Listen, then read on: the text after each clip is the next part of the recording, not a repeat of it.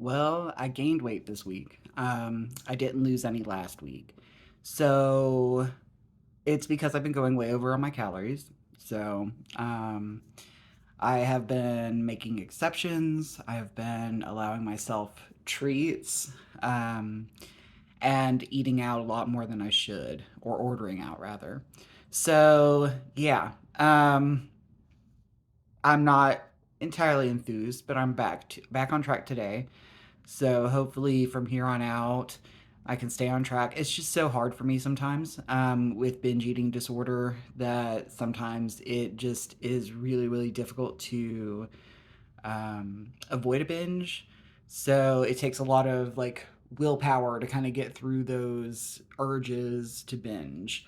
Um, so yeah, for me, it just takes me a while sometimes to get into the groove of things and to get used to it. And I'm going to have setbacks, which is just a part of life. I wish it wasn't 2 weeks worth of setbacks, but what can you do?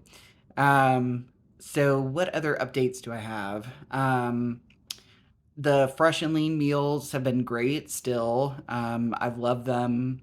I got one meal that I didn't order for the last week. It was still really, really good, but it wasn't one that I ordered. But because I remember specifically not ordering that one, it's an enchilada. It was good. But like I said, it just wasn't one that I ordered. So that was the first and only mistake that I've seen so far as the meals go. I'm excited every evening to have the meal. Aside from this past week, which I did eat actually most of the meals, most of the nights. Um, there was only one night really that I ordered out for my main meal. There were a couple nights that I ordered out in addition to my dinner, so like an extra meal or a second dinner, what have you. So there were a couple nights that I did that. But most of it was snacking. Snacking is a problem for me. So I have cashews as a snack that I use for like breakfast generally, not really as a snack. So I was eating more of those, and cashews are pretty calorie dense. So that was adding up in the calories that I was eating per day, as well as going out and buying sweets. I have been back on sugar for the past couple weeks as well. So my plan is to stop that as of today and kind of move forward with that again. Abstaining from sugar really works for me because sugar and too much sugar, which always comes with a little bit of sugar, it's always too much for me because I eat a little bit and then I go um, and eat ridiculous amounts because I started it and it's hard to stop.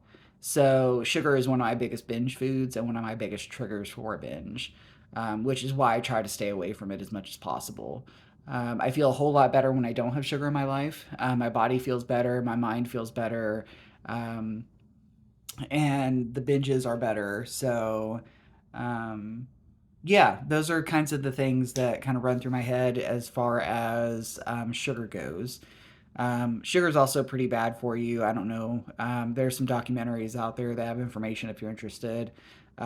Or you can watch YouTube videos of people who've tried and given up sugar and kind of um, the benefits that they've seen as far as that goes. But yeah, so aside from that, it just really helps me with my binging, which is the main reason that I don't do sugar. So yeah, let's see, sugar, fresh and lean meals, weight gain. I didn't gain that much. It was really like a 3 pound gain, which is mostly water weight. I'm aware of that. So hopefully that will all kind of dissipate at the end of this week when I weigh in on Friday. I'll post an update video after that weigh in, hopefully on that same day if I remember, so that y'all can keep up to date as far as that goes.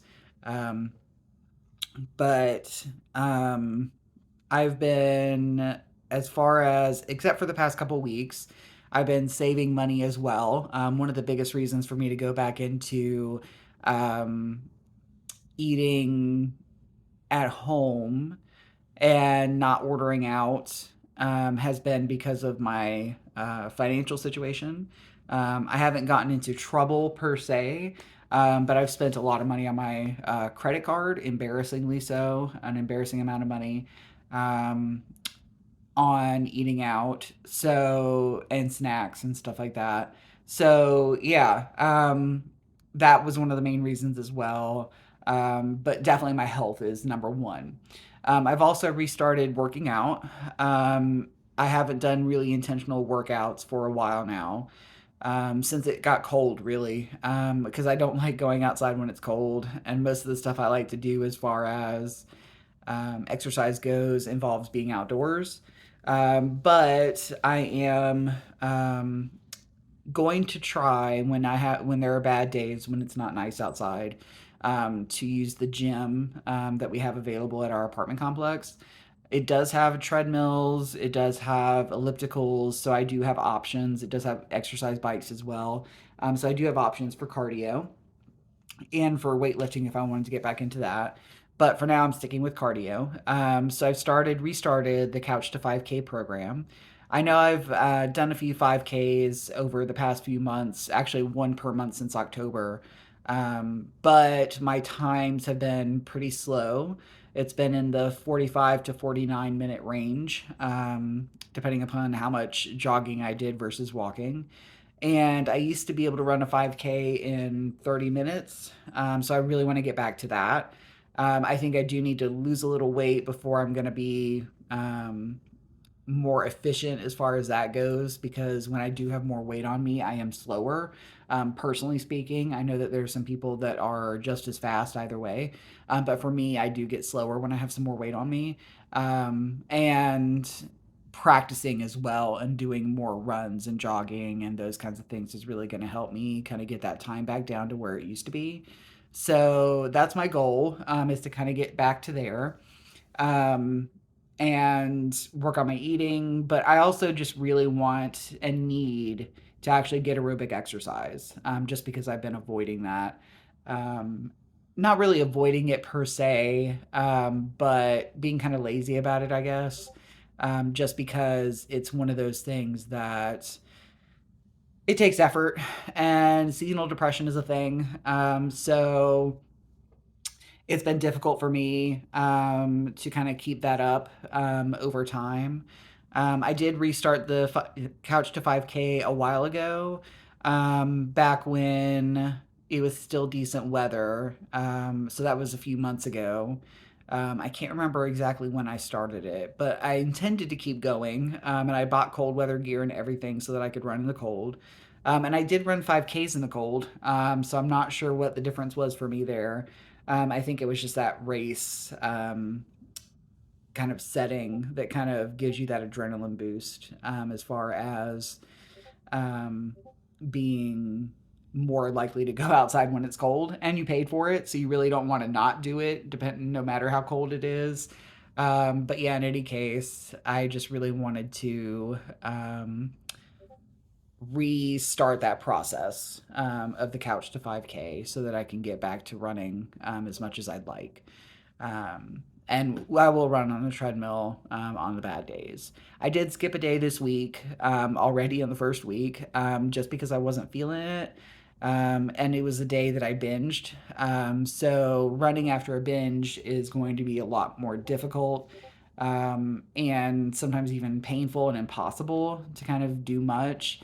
It feels like my lungs are on fire, my body just doesn't want to cooperate, and all of those kinds of things happen as a result of a binge and then trying to exercise after a binge, in my personal experience. So, yeah, those are kind of the things that are going on with me as far as like weight loss and exercise go. Um, and yeah, I'm trying to think if there's anything else. I'm still experiencing some concerns with health issues, but one is on hold until May. So I will be going back in to have my blood work redone in May, to kind of see if it's at the same level, if it's gone down. And down is bad in this case, because it's the EGFR rate, which is kidney function. So you don't want kidney function to go down. So if it goes down, or if they show kidney damage in like my urinalysis and stuff like that, then they will likely refer me to a kidney specialist. If not, then they're saying that that could be my normal as far as kidney function goes. Um, I don't know how I feel about that in particular, because I don't think I'm pretty sure I've had that measured before, as part of any other blood test for a yearly checkup, and it's never been a problem in the past. So unless things just mysteriously changed, or it was close to that level anyway and I just didn't notice it, then I can't imagine that that would be my normal unless, like I said, that's changed, which is possible, I suppose. But yeah, I am concerned about that and what that's going to look like in May, when I go to the back to the doctor and get the blood work done again. So I guess we'll see. I'll keep my fingers crossed in the meantime and hope that, it's nothing sinister, that it's something that is either easily fixable or it was just a fluke or something like that. As far as the dizziness goes, I am going in for a tilt table test, which basically is a ridiculous test. If you haven't looked it up, look it up. But basically, what they do is they put you on a table and lay you down, and they strap you to the table. And then the goal is to kind of get you to pass out. So they take you from laying down to standing pretty quickly, and then monitor your heart rate, your blood pressure, and those kinds of things. And then if that doesn't work, they lay you back down. They inject you with a medicine that will make your heart rate faster, and then do the same thing again. So the goal is to kind of replicate that dizziness, and fainting spells or whatever, just to kind of see if they can make that happen in a controlled setting where they can measure it and see what's going on when that happens. I did have a dizzy spell earlier today. I was crouched down. When I crouch down and then stand up, crouch down for a little while and stand up, I tend to get dizzy. I did, after when I was dizzy, I did take a moment to look at my heart rate on my Fitbit, and it didn't show that my heart rate had gone up. Um, Interestingly, my heart rate seems to be lower when I'm standing or walking than it is when I'm sitting. So like right now, it's at 102, 101, 100. But when I was standing earlier, when I did get dizzy, it was at 80, 80, 82. So it's interesting to me that my heart rate goes up when I'm sitting versus when I'm standing. So that's something I'm definitely going to talk to the cardiologist about, that I'm getting a referral to. So hopefully they call me next week and we can get that set up, the tilt table test. And I'm also going to advocate for a heart rate monitor, or a Holter monitor, to kind of monitor my heart rate over time and kind of see if, they can see what's going on and figure out what is happening, with my heart rate. Because it does have spikes up to 140, is the highest that I've seen. And that was after just like leaning back and stretching in my chair. My heart rate went up that high. So yeah, I'm hoping that they can figure out what's going on there. It doesn't seem to be really affecting me in a negative way. It doesn't, aside from one day, nothing hurts, and I don't really feel it that much, but I know it is beating that fast because I have tested it. Um, with my fingers on my pulse, to make sure that the heart rate that I'm getting on my monitor is correct. So yeah, and it's correct. So, that's kind of what's going on with me right now, health wise. But yeah, so hopefully there's nothing really seriously wrong. I can't imagine there is if I'm feeling fine otherwise.